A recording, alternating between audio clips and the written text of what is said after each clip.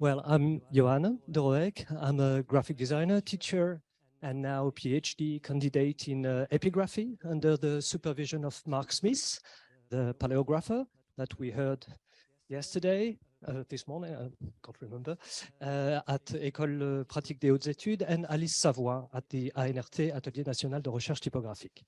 So, Fishing Figures, what a beautiful title, isn't it? I stole it, of course. I sold it to an artist and writer, she's Barbara Jones, and she wrote a short article entitled Fishing Figures back in 1965 in a typographic magazine. This article shows mainly photographs of numerals painted on the hulls of fishing boats. All those photos were taken by Herbert Spencer himself. And this short article doesn't say much. The text only talks about some kind of questions about the meaning of those figures, the meaning of the fish hook stems there. She is wondering why the diamond decoration inside some figures and why suddenly a curious presence of Blackletter and so on, but only questions. This is a kind of article mainly composed by photographs and a few wanderings. Those photos, they were all taken in Finistère. Finistère, the west part, extreme west part of Brittany, which is the west part of France. This is where I'm going to take you today for a short trip, kind of journey. We are going to visit together 4 ports of this part of Finistère, which is the French Cornouailles. This is where I was born, of course. Well, this daguerreotype is one of the earliest photographs that shows a Breton fishing boat. We are in around 1840s because, as you can see on that wonderful picture, nothing is written on the hull of the boat. There is nothing at all.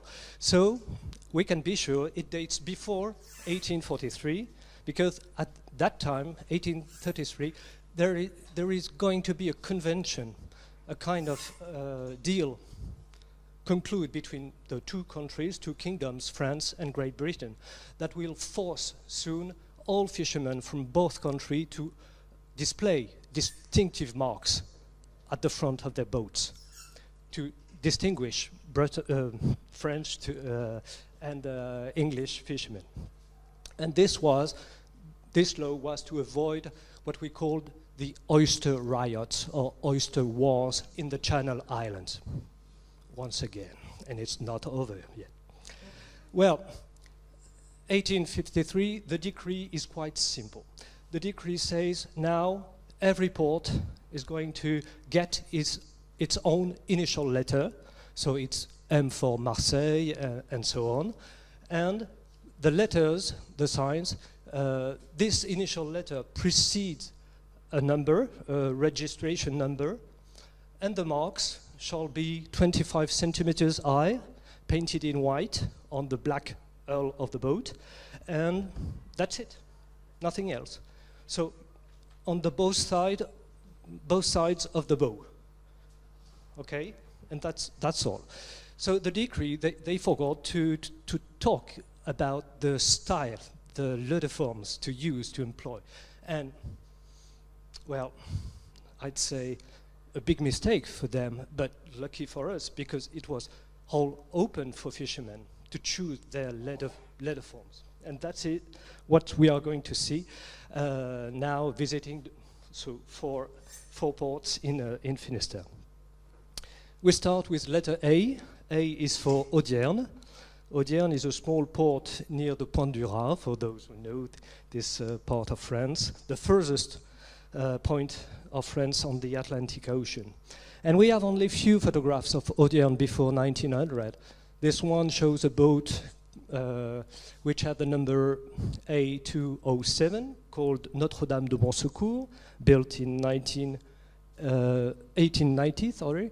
This one is called Mitrailleuse, machine gun, and was built 2 years later. And if we zoom a little bit, we can notice that at the time, 10 years, a decade before 1900, in Audierne, the the letter forms are not fixed. The style is not stable, and on the left you have they're both inherited from modern faces.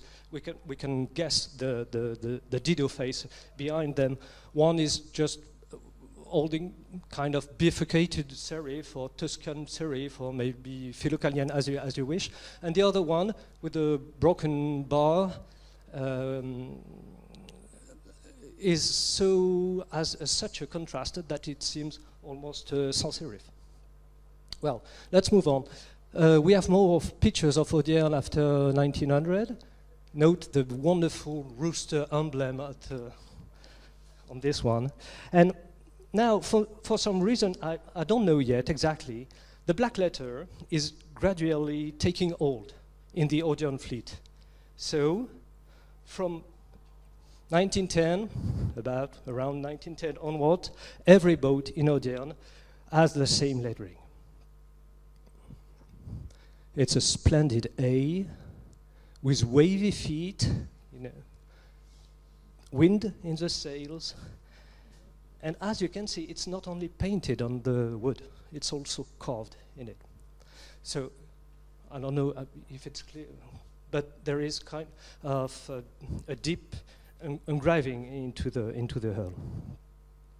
And that's to help fishermen each time they need to wash or to make careening, you know about careening or washing the hull of the boat twice a year, they can find the outline of each sign and don't have to build it again. A bit later, another sample of those letters. You know, you can see how it fits perfectly with the figures, which I'm going to talk to you soon, the fishing figures with those extension beard or barbs extensions.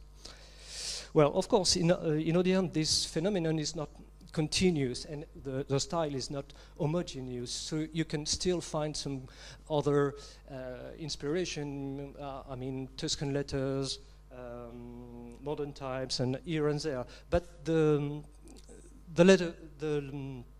Blackletter is widespread in Audierne. This one is only, at my knowledge, the only original plank, carved plank that's still in existence today. And this letter A, the people in Audierne still today are so proud of this sign that it's now the logotype of the town. So you can imagine that those way of writing is all about identity. Identity of maritime people, identity of fishermen. Now, in fact, in Brittany and many other places, the years of fishing are gone. It's all over. This industrial activity is gone, is all over. But the memory, the legacy with this sign still exists, and people in Audierne are still proud of their history. The case of Audierne is really interesting because in those years, 1975, an ethnographer called François Baudouin wrote about, was one of the first to write about the maritime people and the customs, habits, tales, legends, folklore, and so on.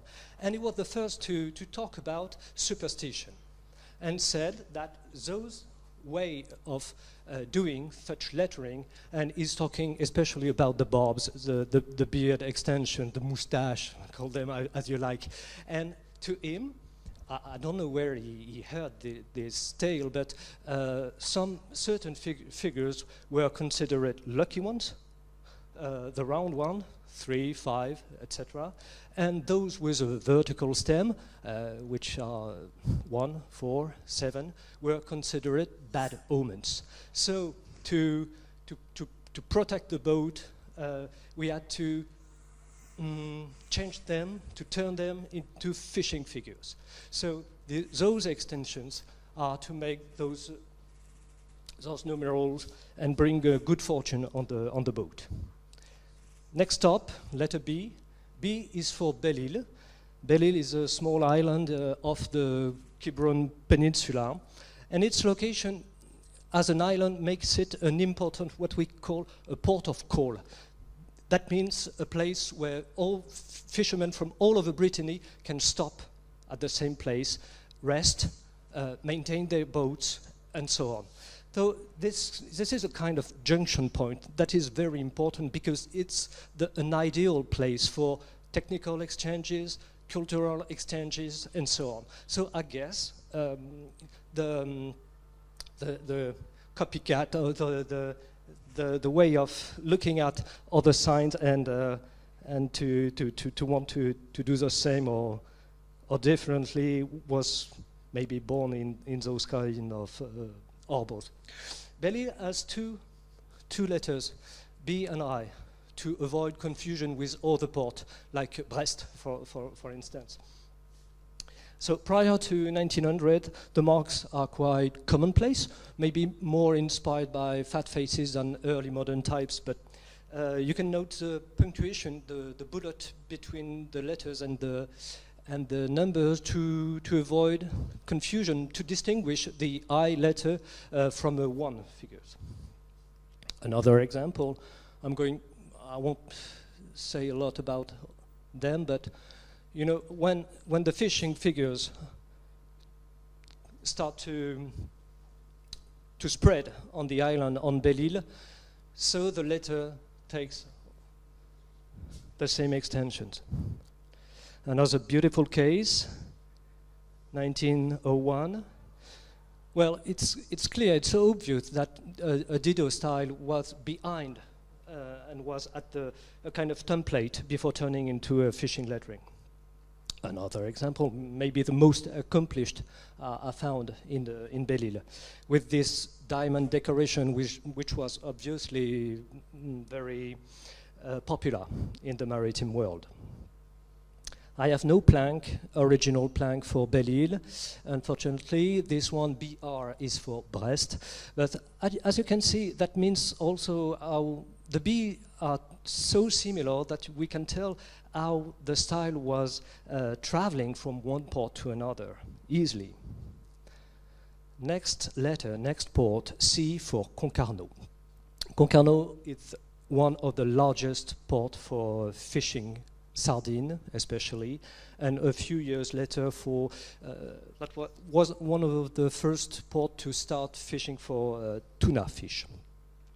And lucky for us, we have a very rare, old, beautiful document of Concarneau that dates 1856-57, and with one of the first registration mark. We are only 3-5 years after the decree. So this is one of the earliest mark we know.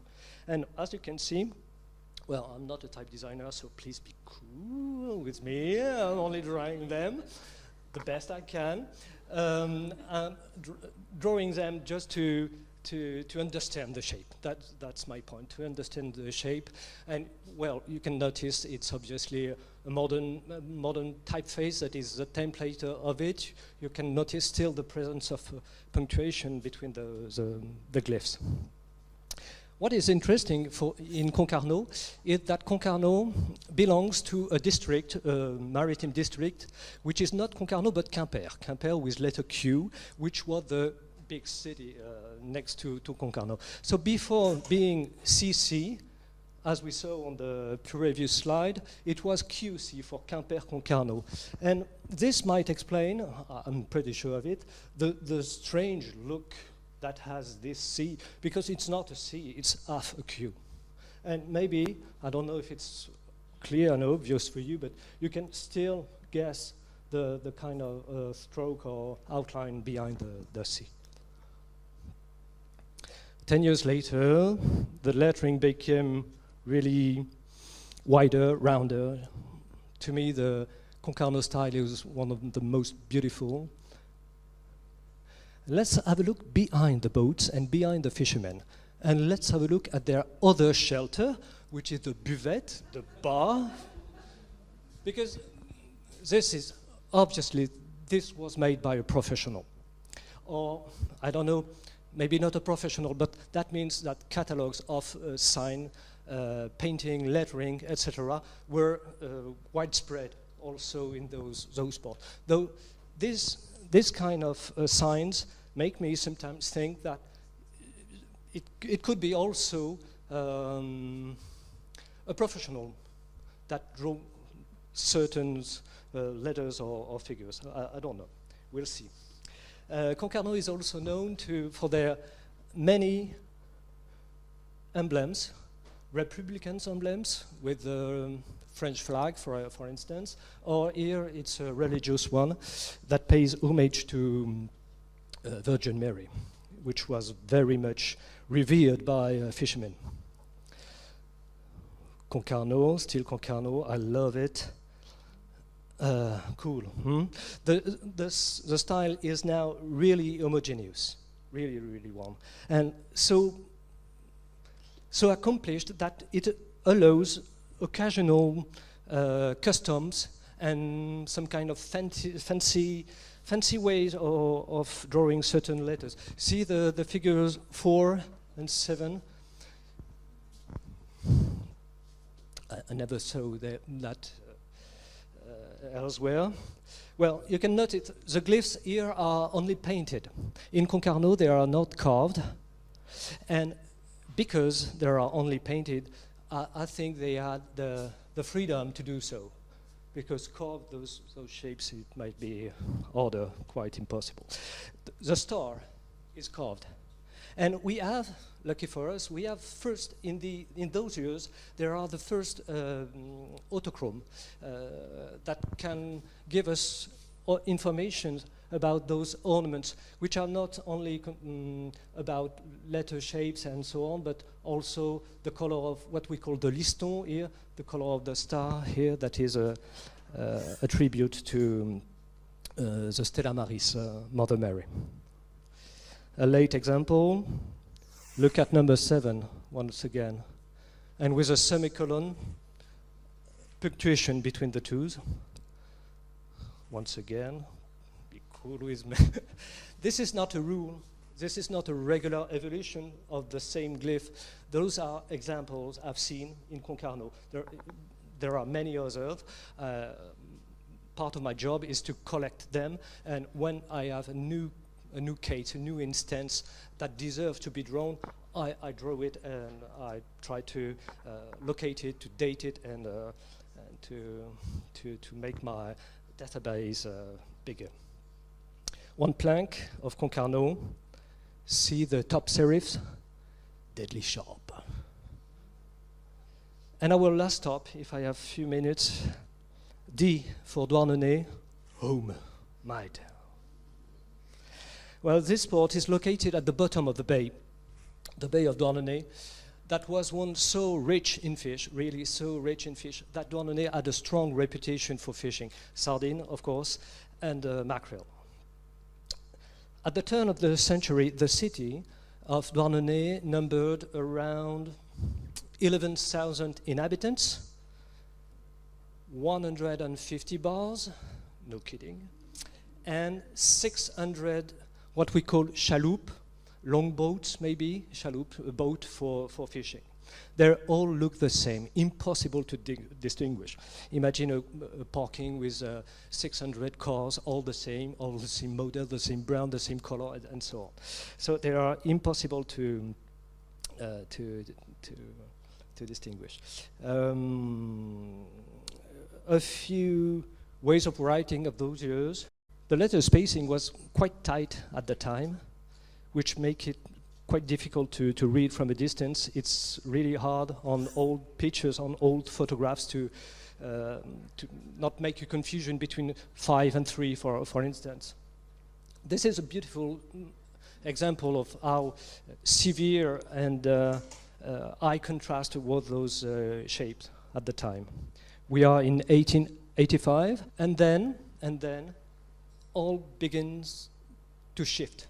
There is something that is happening in Douarnenez, obviously, because it begins with shy ornaments, like pearl ornaments, in the middle of the stems, but it is also the first appearance of the first case of Blackletter in Douarnenez, with a bizarre punctuation between each glyph, and something that is really weird to me is fracture numbers. I don't know how to call them. But those years around 1885, 1890, they are crucial for my research because something is happening. They are looking for something, obviously, in every direction. They are testing letter forms. You can notice Blackletter, the Dido or modern faces are there, still there, obviously. And soon, one glyph is born. We called it the des poissons, fish like D, maybe fish like D. We still call it that way today, le des poissons. And, well, it coexists with Blackletter for about 10 years.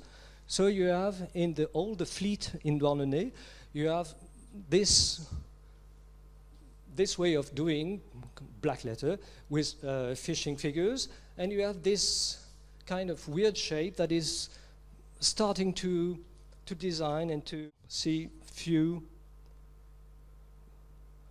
Gothic Blackletter example. Well, to me it's beautiful, of course, but think hard to draw when you're not a professional, and maybe almost impossible to carve. But that's a rather curious choice for marking boat. So the Blackletter in Douarnenez was dropped, finally dropped, for the des poissons. But I'm pretty sure that Blackletter helped a lot to define a style and to bring something that was really important is exaggeration, swashes, freedom to do kind of joy, a taste for beauty, and so on. So even if Blackletter was dropped, something was in motion there. So you can see in those years how the des poissons was perfected. And there, obviously, you can imagine how deep it's carved into the wood. So obviously with experiment, you can imagine how the tool, I don't know if it's a knife or a gouge or chisel, that was used to carve, but I'm pretty sure the tool helped to find the right shapes and to extend the barbs. Samples. Well, at this point, what is interesting is that the glyph is there, but it's not fixed. I mean, each ship owner, each fisherman can take it and make some small variation on it, adding or removing ornaments, switching from a pure and simple shape to the most demonstrative ones. So it's like a game around this shape. Legibility, readability, no way, it's not the point at all. And this is a big question for me. What were the gendarmes and authorities did about this? More samples after 900. Well, and I will end with it. I haven't found yet a clear photograph of a fisherman while carving his number. The only pictures or photographs we have, they are showing men and even young boys, but they are not carving, they are only painting the numbers after the careening and the washing of the boats. So here is one, beautiful one. This one is posing, it poses for the photographer. And on that one you can see even a child is repainting, he repaints the clover emblem between the letter D and the first figure 1. So that work, it's quite mysterious to me. Who did that? A child, a craftsman, a sign painter, a professional, a fisherman? They were not speaking French. Most of them were totally illiterated. Well, in fact, I found one photograph. It's not true. I found one. You see that guy bent on his work?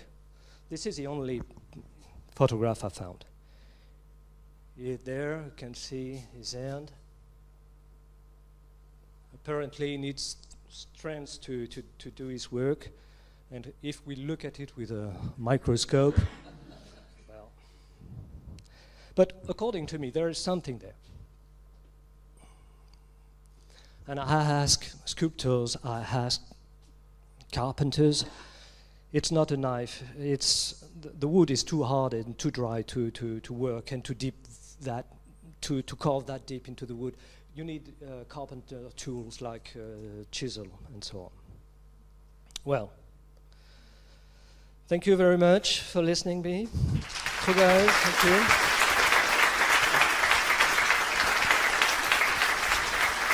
Thank you. And if you have any question.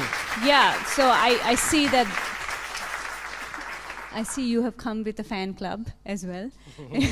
So of course we have time for one question. Okay. So yes, there is a question. When will be the book published? Are you publisher yourself? I'd like to. Well, most of people are saying me or giving this advice. You write your thesis on one side and you write the book on the other, so that you won't have to do the work 2 times. Yes, I'd like to. Those pictures are expensive. Some of them belong to private collections and so on.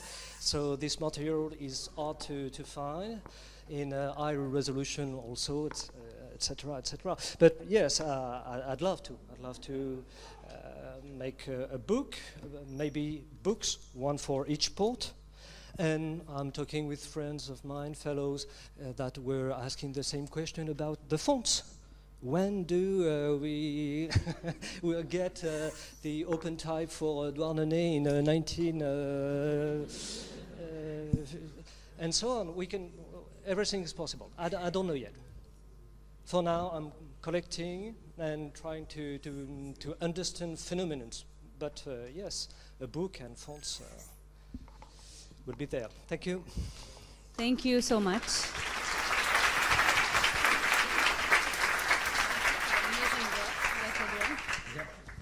Well, we have to thank him for this amazing work that he's doing. I wouldn't imagine anybody actually going in and searching for boats. And thank you for the tour in all the ports. Okay, you're welcome. Okay.